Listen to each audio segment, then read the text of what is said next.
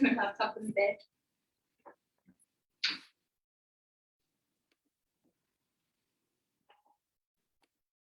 Trying to find that picture of Will. Okay, I think you're live.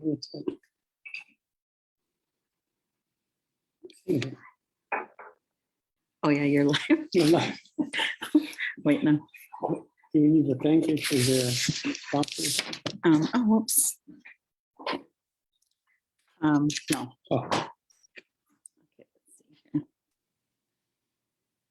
Oh shoot, I was on that's right. Raymond, can you?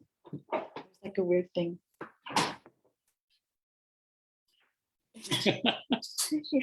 Oh, wow. Music video. Okay, we'll get started here shortly. Here's your Zoom. Well, move this whole thing, and the Zoom's behind it. Yeah.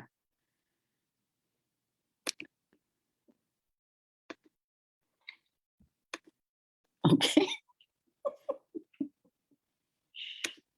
Move this whole thing, and the Zoom's behind it. So you can just show your camera. Oh, are we? Yep. Do we know if the volume's all right? Or? Yep, you're good. Okay, good. Okay.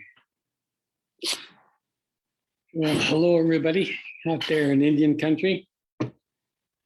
My name is John Spence, Grove and Sioux from Fort Belknap, Montana. And there's kind of a delay here, I guess, huh? Anyway, so I was talking to Jolene about something around elders and what's happening with me personally is turning 80 years old and getting into the elder stage of life. It made me, just this year, it's been a tough year for myself and of course a lot of people dealing with the pandemic and how that's kept us apart a lot. And especially like in Indian country, we've always been connected with stories. And in fact, this idea of a connection to keep us together with our culture and the importance of connection in healing.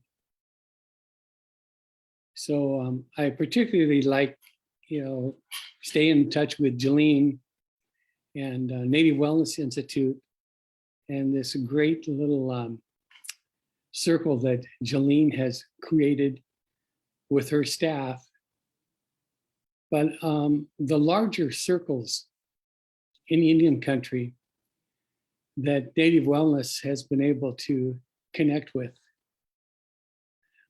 Just some, again, some thoughts running through my head as, getting older and now, hey, that elder label, I'm there as, someone who's 80 years old.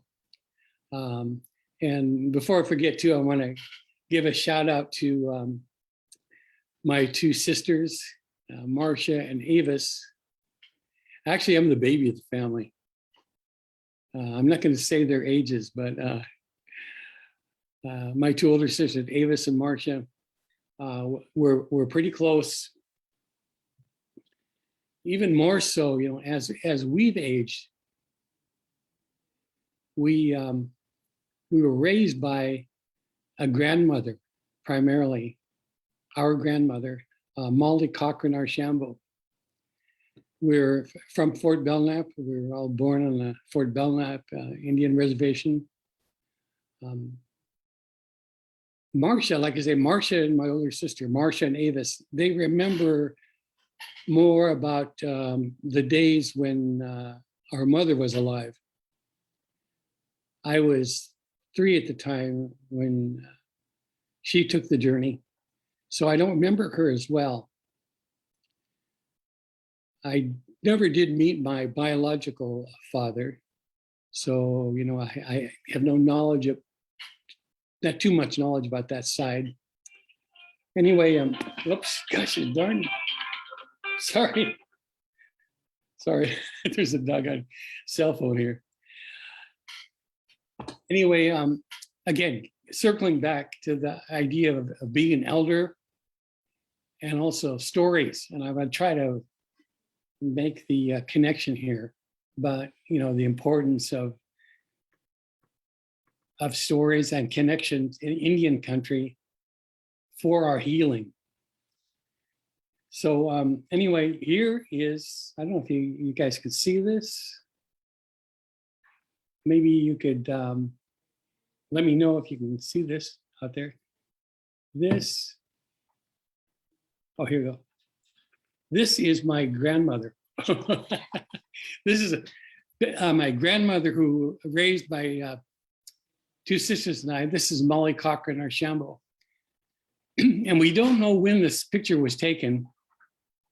Like in those days, the late 1800s, the records weren't kept real well.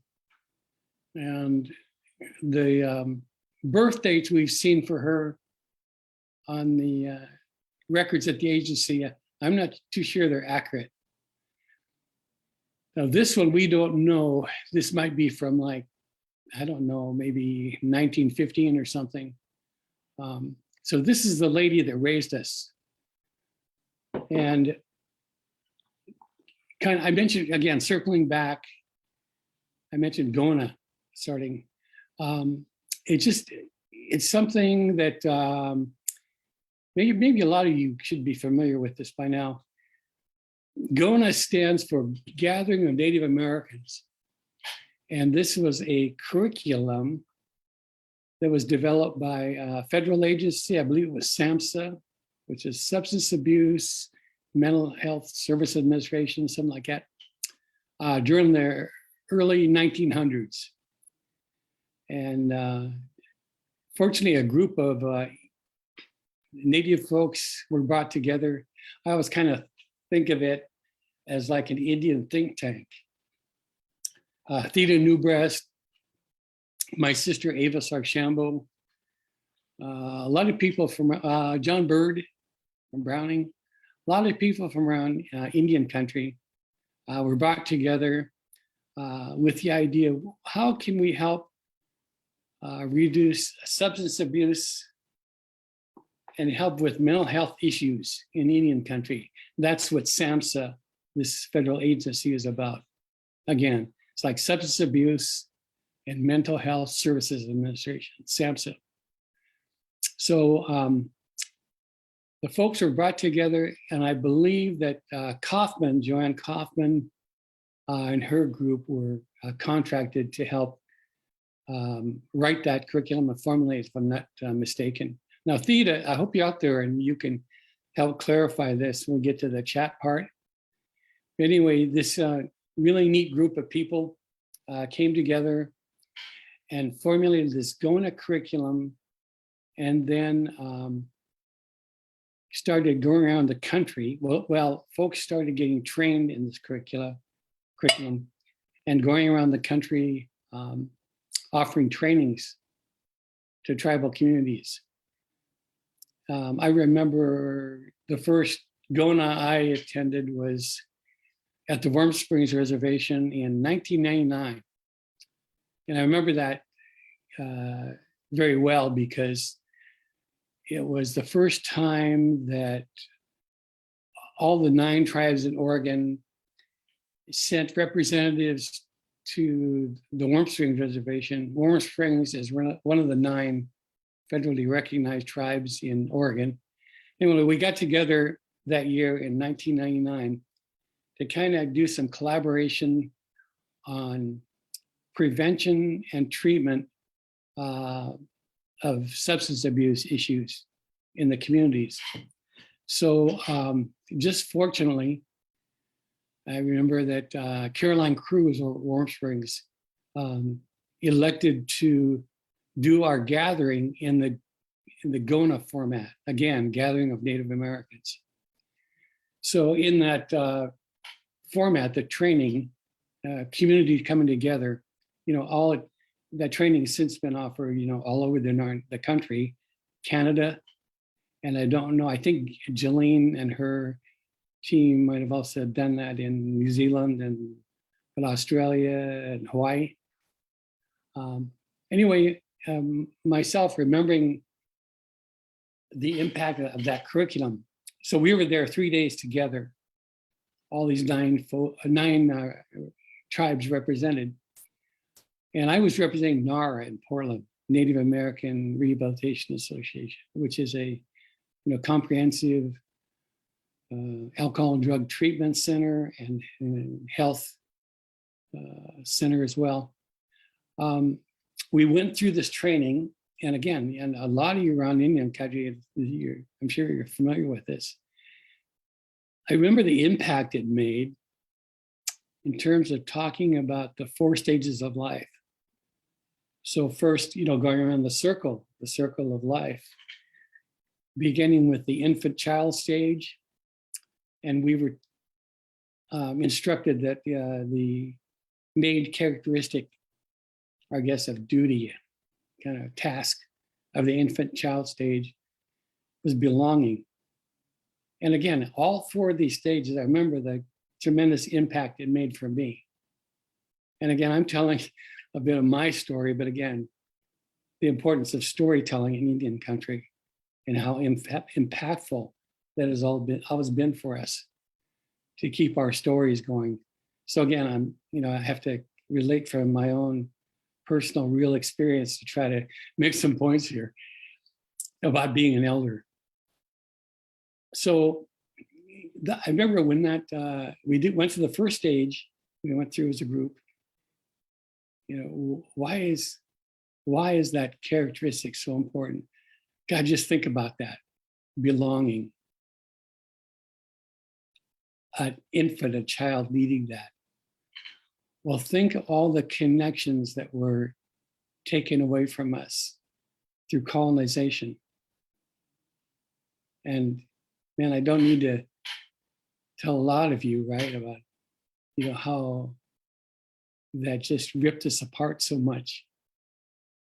The genocidal actions of the federal government, creating a boarding school system that was so abusive to pull us away from our families, away from our tribal culture, taking our, the physical and emotional abuse of taking us away from our homes, our families,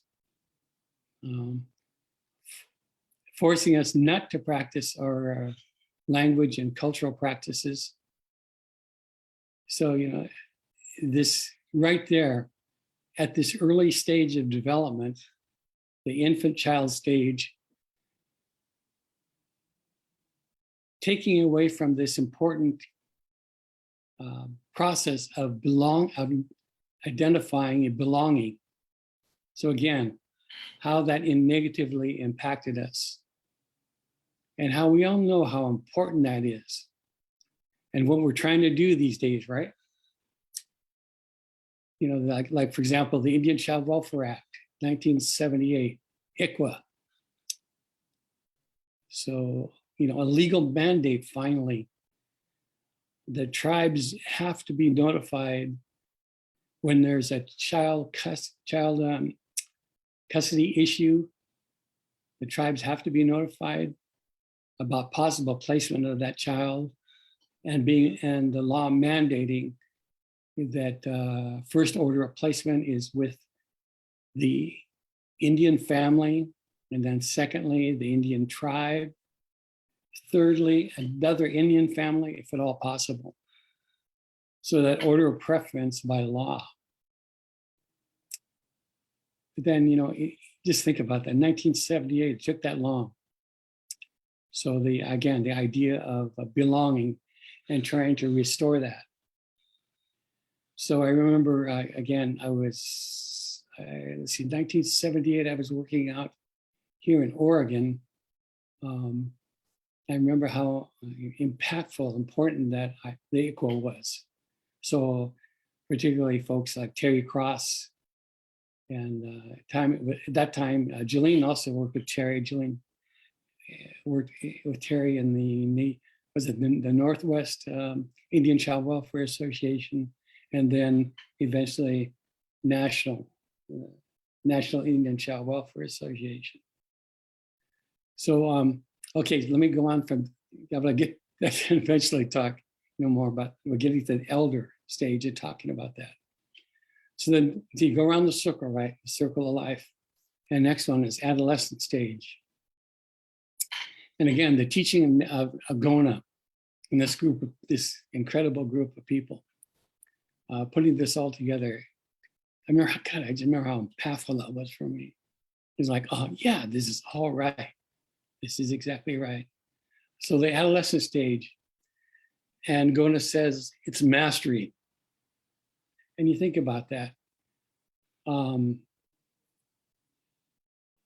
Teenage, adolescent years, they're discovering things. They're starting to try out their wings more. And they're mastering skills and knowledge. Okay, again, here, so lately we've been using the term colonization a lot the last few years. Think how that negatively affected who we are, our tribes, and our sense of who we are. With the boarding school system, the boarding school era, both impacting us at the earlier stage, the infant child stage, and then in the adolescent stage, taking away through that system, the boarding school system, so much of our identity, our relationship with parents, and then impacting us later on when we became parents, missing that learning from the old days about, the traditional teachings. And here I want to bring in the teachings from another curriculum, which NICWA developed in the 1980s, called Positive Indian Parenting, PIP. So again, besides the Gona curriculum going around Indian country, now we also have Positive Indian Parenting, which actually, I guess, started in 1980s, developed by NICWA. Why I want to emphasize that here is I remember, again, first learning about Positive Indian Parenting. I recall, there are 8 chapters in there on parenting. And one of those chapters, the idea particularly struck me, impacted me, is the chapter about the importance of praise in parenting. Well, there's a lot of other parenting trainings or parenting curricula around the US or around the world maybe, but there is only one Native American Indian one, and it's Positive Indian Parenting. And for NICWA, in formulating that, the people that they brought in to help formulate that curricula, to emphasize praise, as a whole chapter of the 8. I remember how that struck me too, because again, the negative impact of colonization with the boarding school system, the abuses of that system, not having a positive reinforcement in teaching kids, the lack of praise just being, physically beaten and abused, and having you as a child or an adolescent put down in that system, especially the way it used to be. Like right now, I understand there's only 5 federal boarding schools left in the country, which is a good thing because, there are over 100 federal boarding schools that developed over the years. Pretty darn abusive, and most of those are gone now. So what's been happening lately, the last few months, right? Discoveries of hundreds of Indian kids, the discovery that hundreds of Indian kids were killed, murdered, neglected, buried. Again, kids lost to their tribes, their communities, to their families through this abusive boarding school system. Now here I need to qualify, at least with my knowledge of today, and this is in relation to my experience with this. So my grandmother, this picture I showed you here, see, can I get this back on here? There's a little delay here, so I'm not sure this all works here. Anyway, my grandmother here, when she was a child, like everybody else in that time period, she had to go to a mission boarding school on our reservation. Well, she ran away. She kept running away, and they'd bring her back. And I don't know how it worked, because she didn't want to talk to us a lot about it when we were kids. I mean, this is very painful, right? This is very traumatic with her. And of course, a whole bunch of other people like her and her contemporaries. But anyway, somehow they finally gave up on her. They didn't force her to return to that school. And parents were punished in those days. They were withheld rations, commodities from the government. There are many ways they could be punished if they didn't consent or allow their kids to be sent to these boarding schools. So anyway, because of that trauma, her own trauma, I don't remember her telling me a lot about it. Now, I think she might have told a little more to my older sisters, I'm not sure. But here's a really kind of amazing thing. So I didn't know until, 1988, I was recruited to go to work at Chemawa Indian School in Salem, Oregon. I had 3 friends of mine working there at the time, Lori and Jake Bighorn and Pat Melody. And again, by this time, Chemawa had evolved. I don't know a lot about those years at Chemawa, like when my grandmother might have gone or her contemporaries might have gone to Chemawa. But I started working there. I wound up working there 7 years, and Chemawa had evolved to really a alternative school. A school that the kids were sent there, hundreds of miles away, sent there because that was kind of the last chance. They were either ordered there by law enforcement, or they had no parents, or, a foster placement wasn't suitable or something. So it evolved to an alternative school. Although being a federal school and under the BIA, the Bureau of Indian Affairs system, it was never really recognized like that. So consequently, Chemawa was never really staffed adequately as an alternative school or treatment school.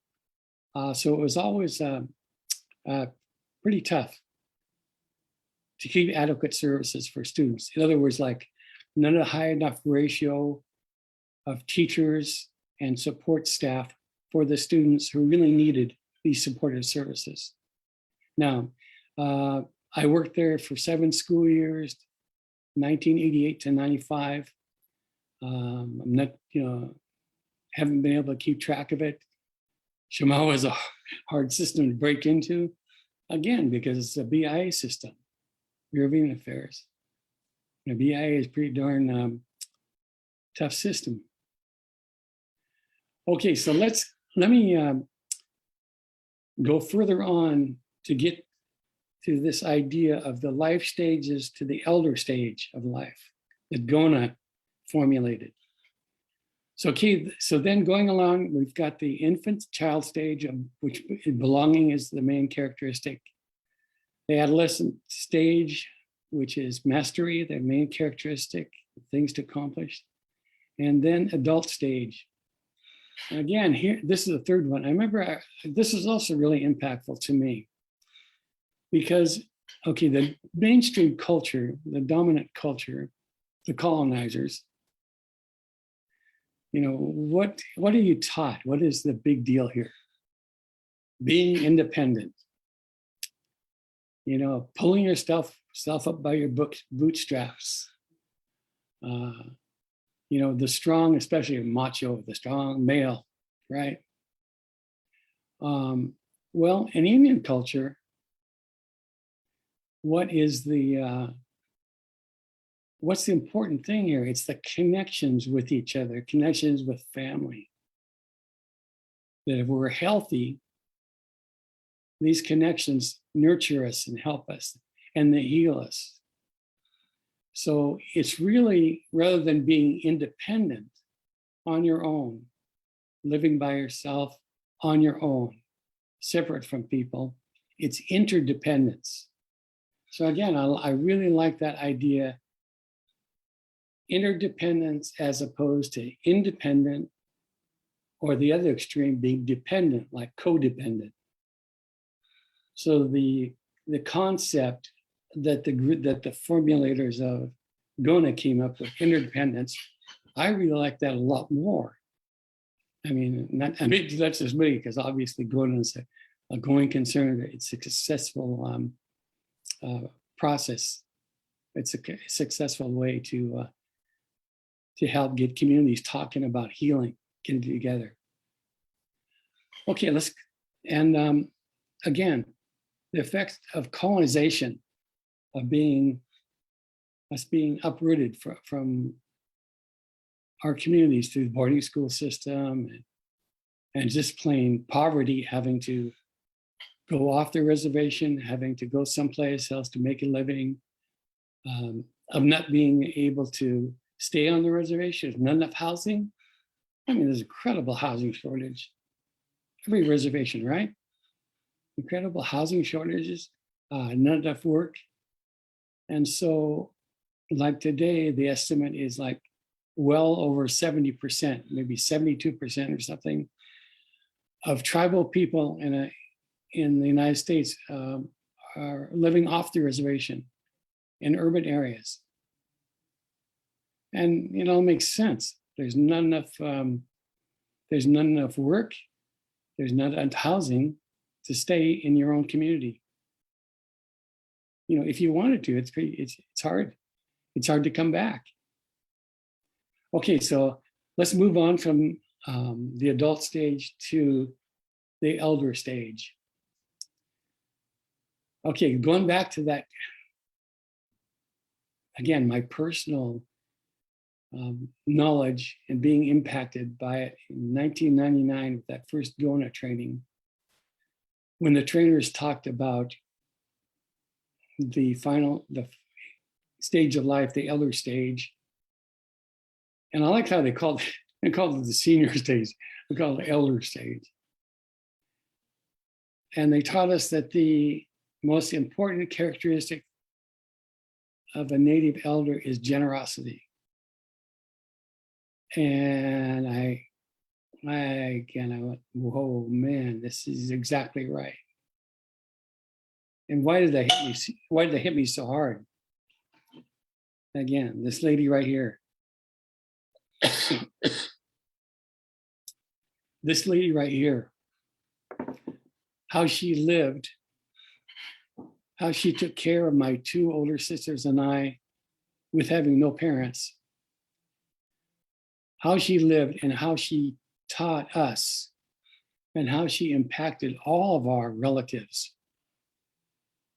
It was this incredible generosity and kindness. And again, in the boarding school system, that certainly wasn't emphasized during all the years of that incredibly cruel system. It was all abuse and neglect and pulling us away from our tribal cultures and practices, languages. So losing that connection, that important connection for health, or holistic health, especially, looking at it that way. So this lady, my grandmother, well, there's no perfect human beings, and she was not perfect, but boy, I'll tell you, as a person who just showed generosity and kindness, that was her.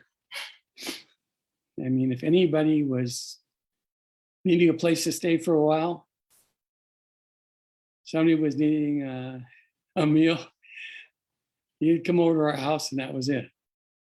We didn't have a lot. I mean, heck, we were at the poverty level just like everybody else on our reservation, or the border town of Harlem, Montana, town next to our reservation. It would be, need a place to stay? Well, stay here.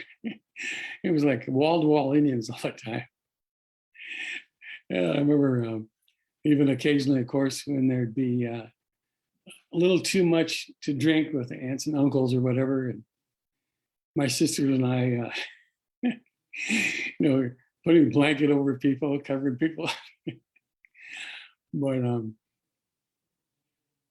I still look back fondly at those times because, we were taking care of our grandmother and our uncle. They took care of us. So these are kind of things I just been thinking about a lot as I've hit the age of 80 this year.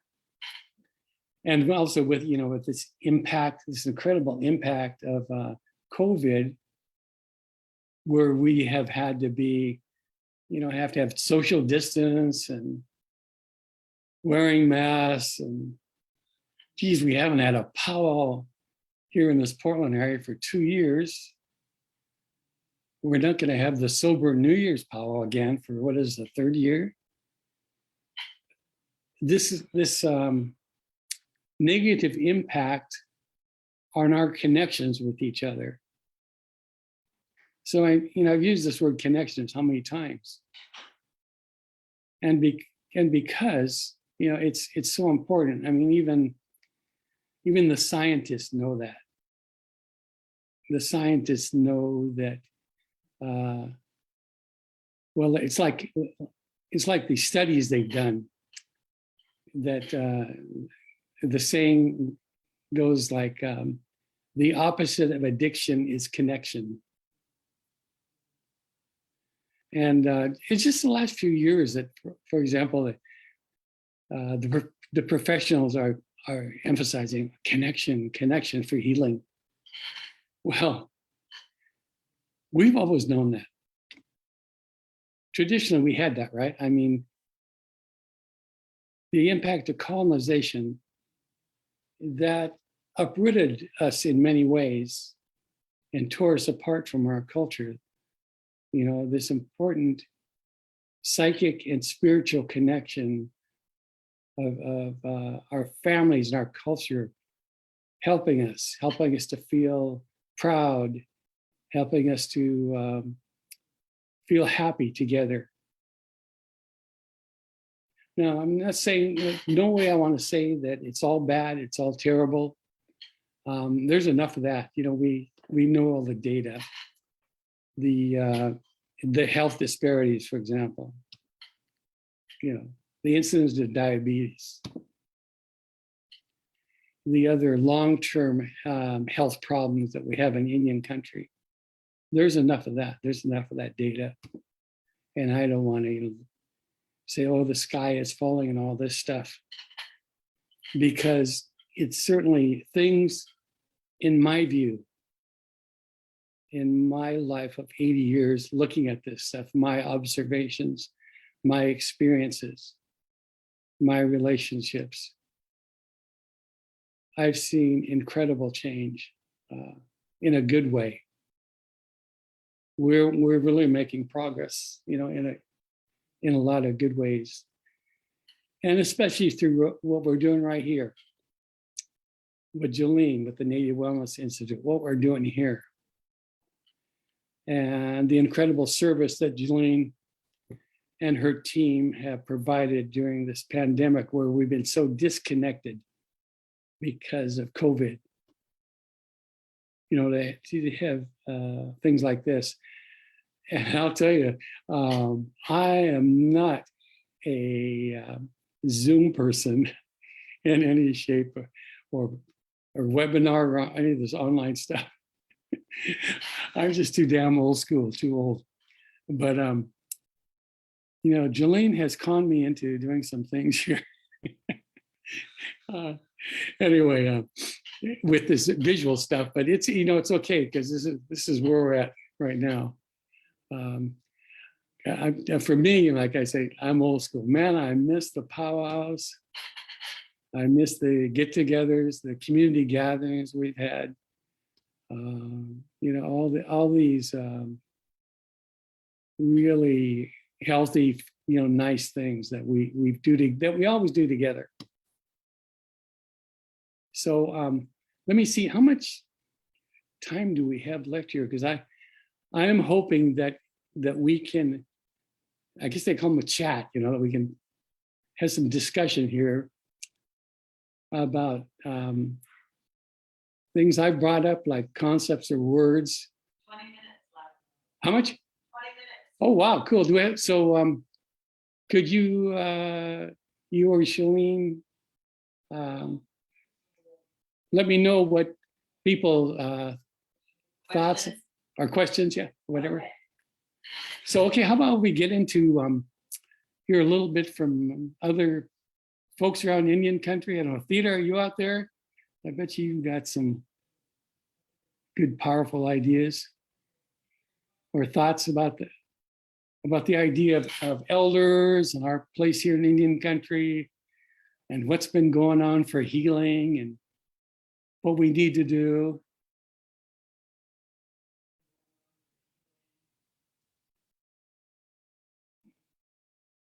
Okay, so I'm gonna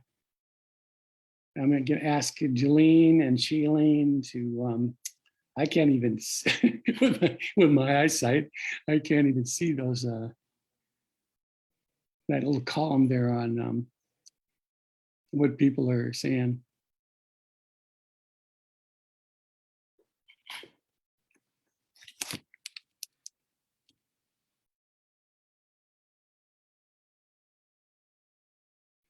Oh, Nico, I see Nico Win Cordova just came in. So somebody's asking about how do we address the uncomfortable truths Ooh, in I missed that. our Okay, communities, cool. so like Okay. incest or lateral oppression. Like how do we start to address those Okay. uncomfortable truths? That's one question. Okay. Oh, here's a big one. Jolene said that someone is asking about how we address the uncomfortable truths in Indian country, like lateral oppression, incest. What else? Oh boy, this is you know, this is great because this is really hard, but it's this thing we got to talk about. Well, I'll tell you what I've seen is as we're getting back to ceremonies. To me, this is really where it's got to happen.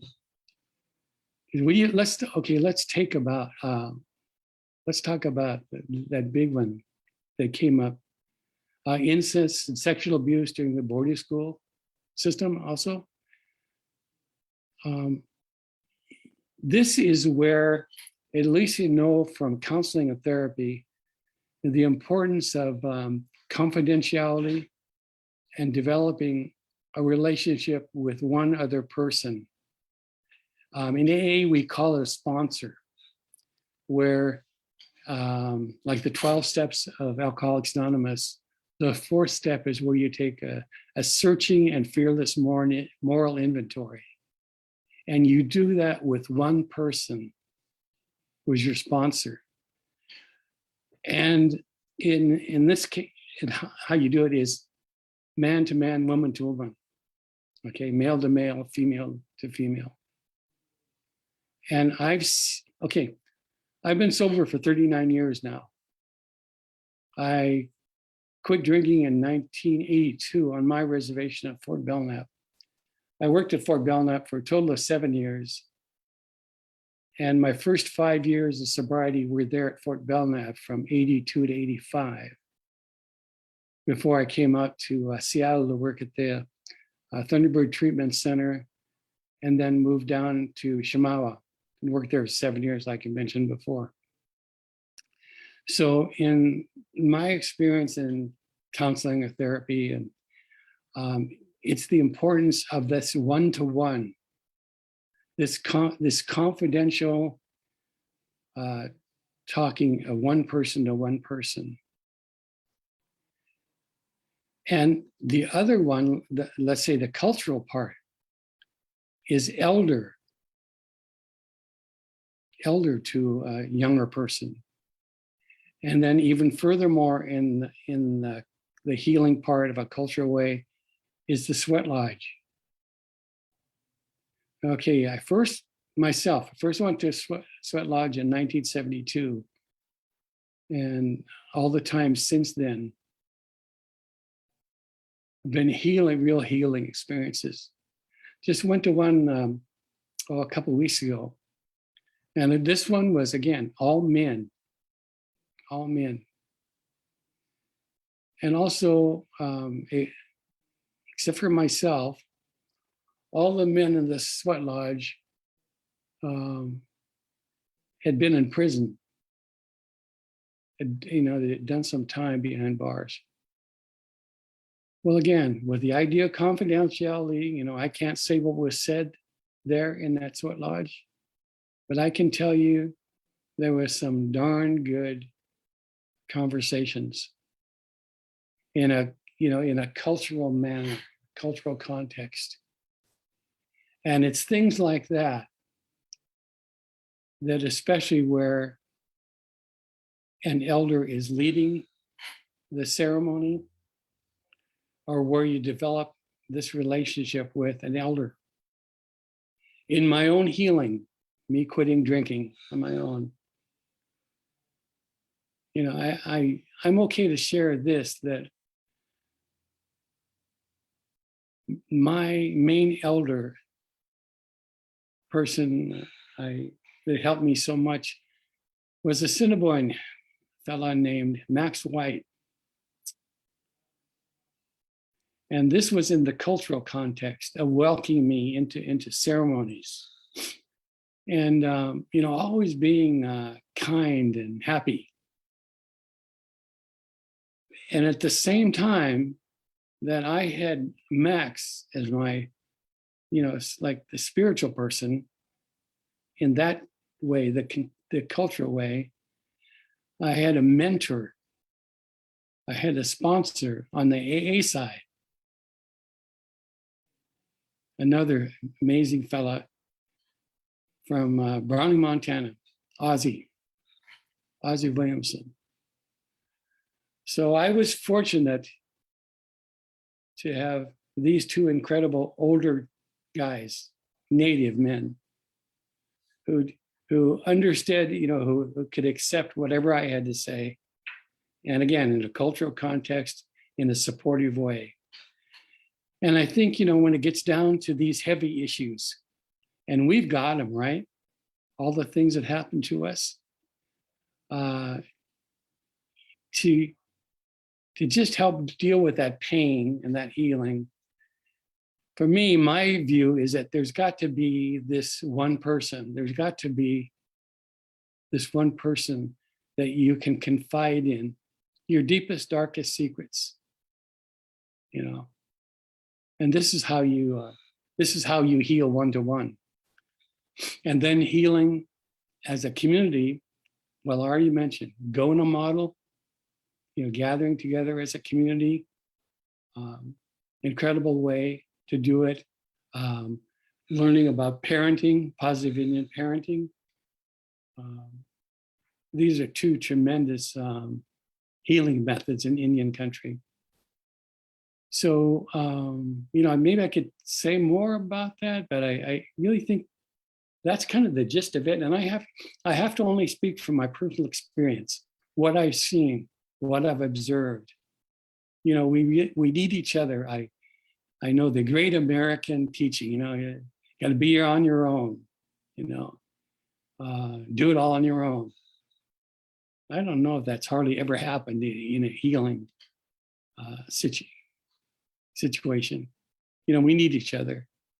Remember Hillary said it takes a village. It's really true. Theta's on there. I see. What is Theta saying? I can't read that. My eyesight is not that good. Let me try to get.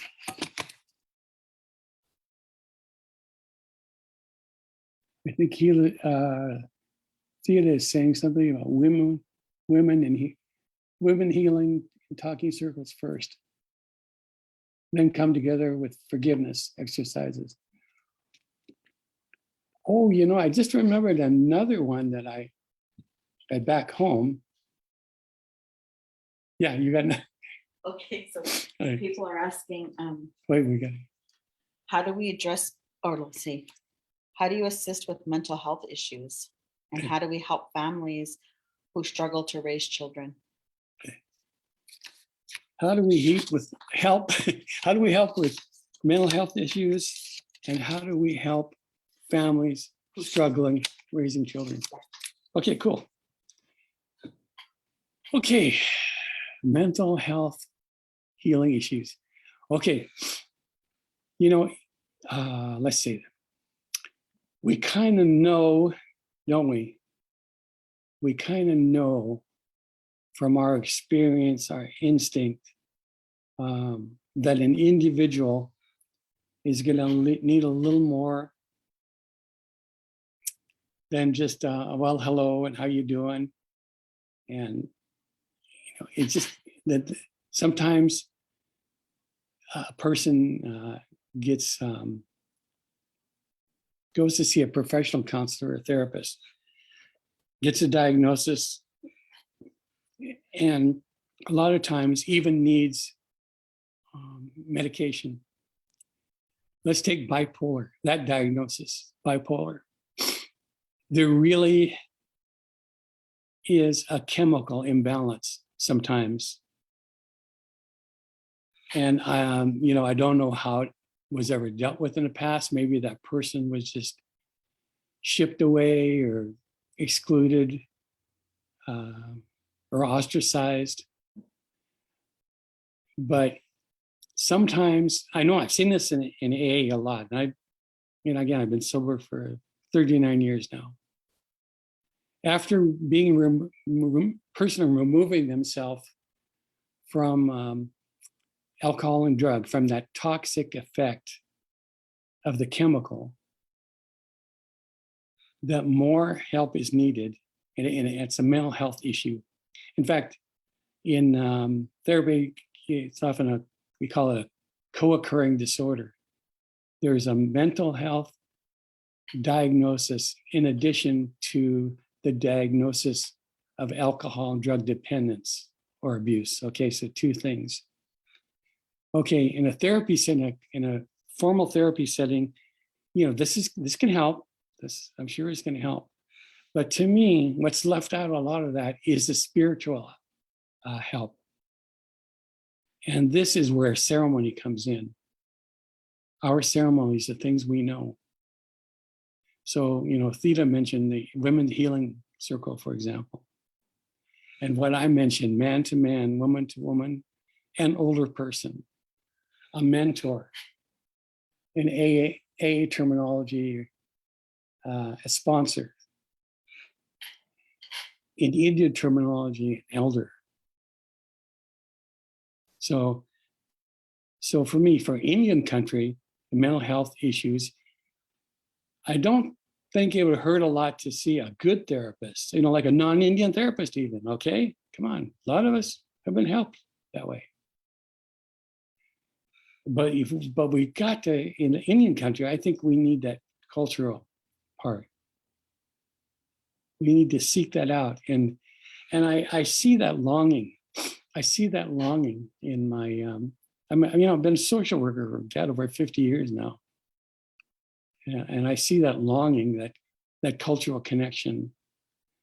And you just feel like heck when you work with these kids in foster care, for example, who've been uprooted from their system. Julian and I work with a lot of foster kids. We see that.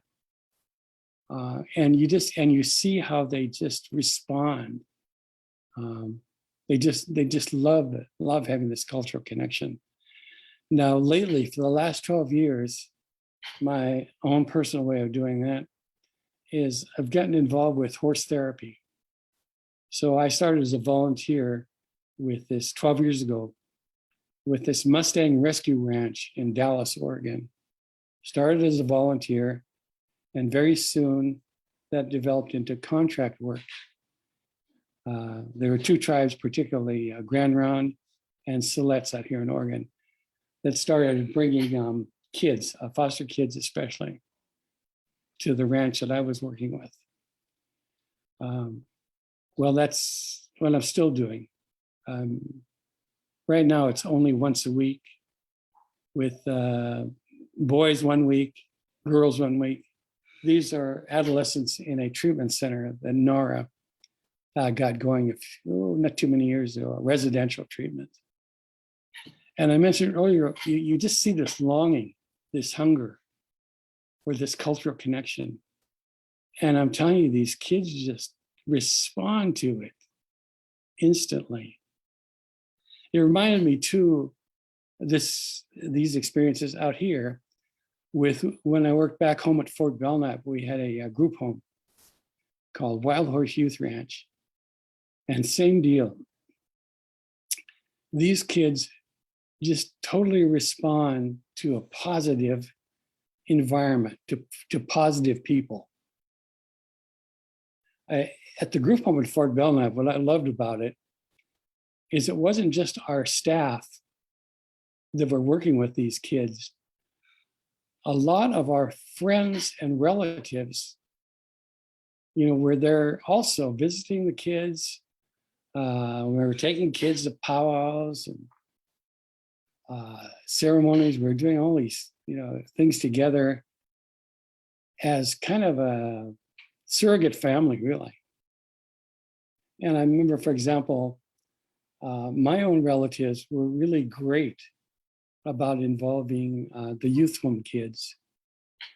For example, when they were branding, when they were branding the calves in the spring, we started having sober branding. In other words, sober, without beer. Because historically, the old cowboy way, on ranching and stuff, was branding time. It would be a very big time to have, wash bucket full of ice and some beer there during branding. Well, my uncle and another friend, Ed Halver's dad, Bill Halver, my uncle Bobby Lee and Bill Halver both started sober branding and having the youth home kids there. And it was, a beautiful experience. And just there, let me go talk back about adolescents again, or even kids, period.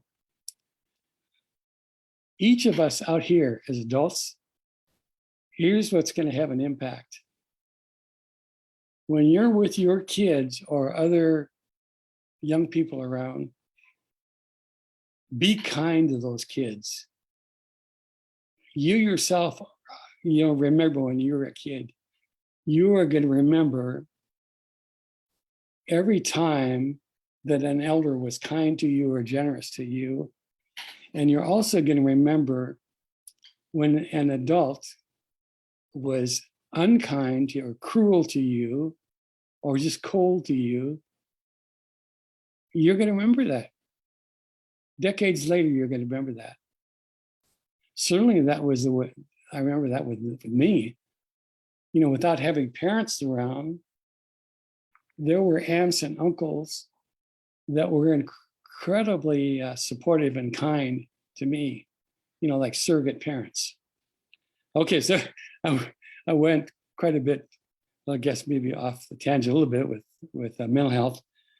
Okay, and these other things, let's see. Lateral oppression. Wow, lateral oppression.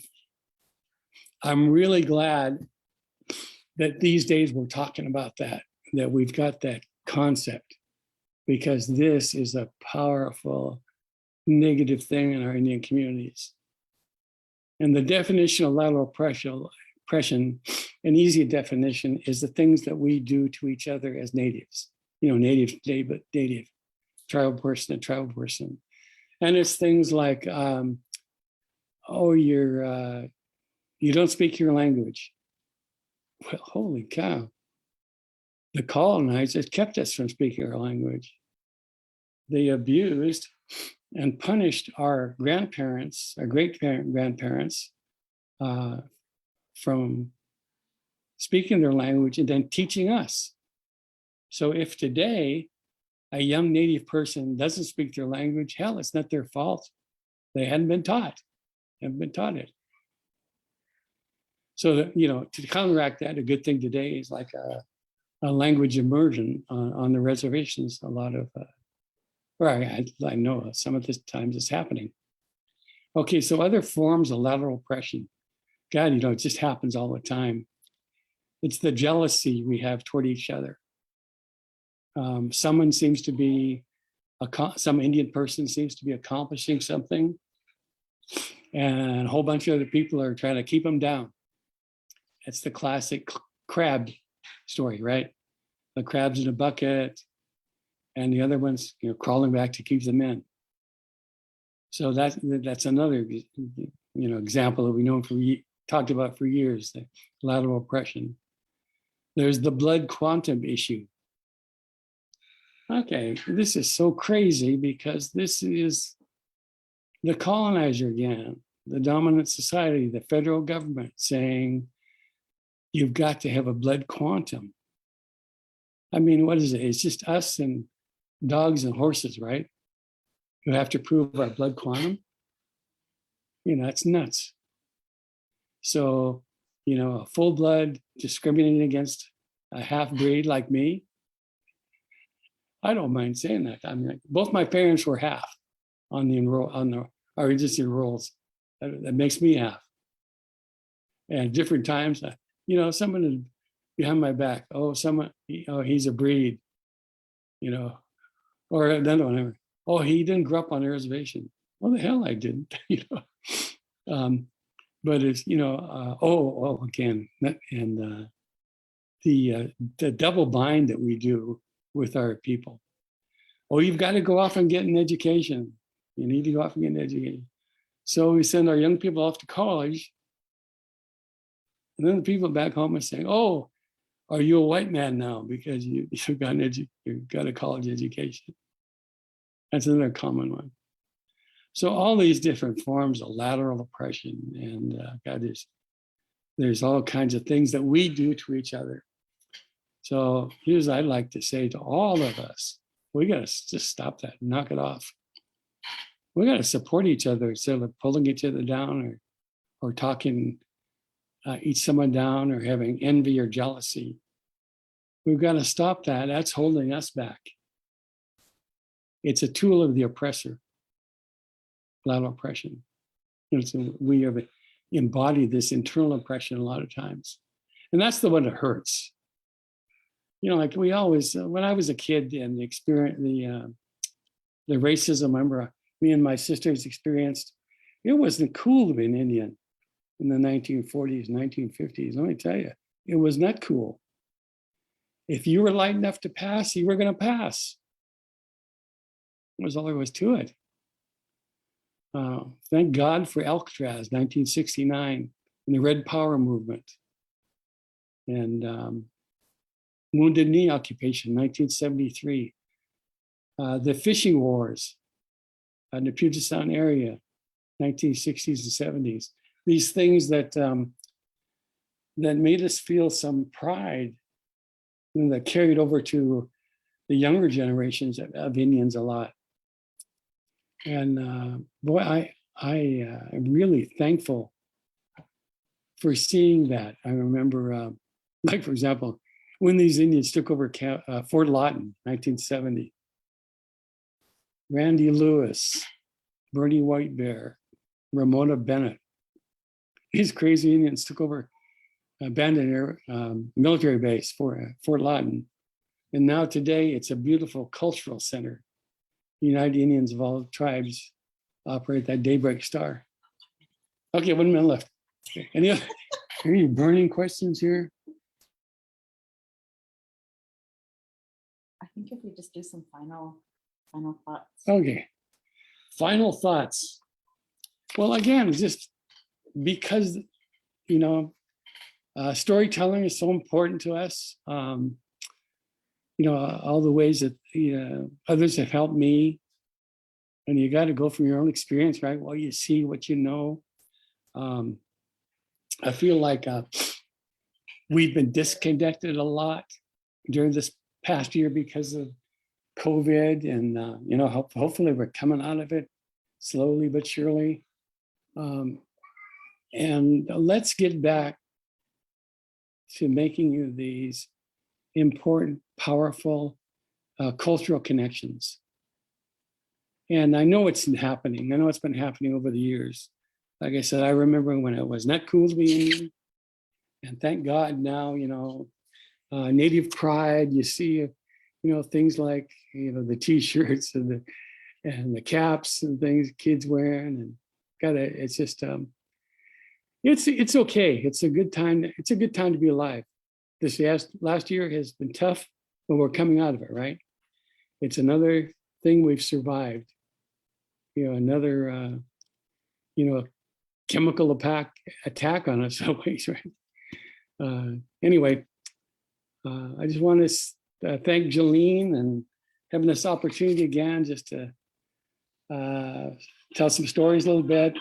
And oh, sorry, not good. I got to turn off this cell phone. Okay, well, anyway, have a good day, and let's all stay strong and think about helping this healing process in our communities, right? Okay, that's what I've got. Thank you.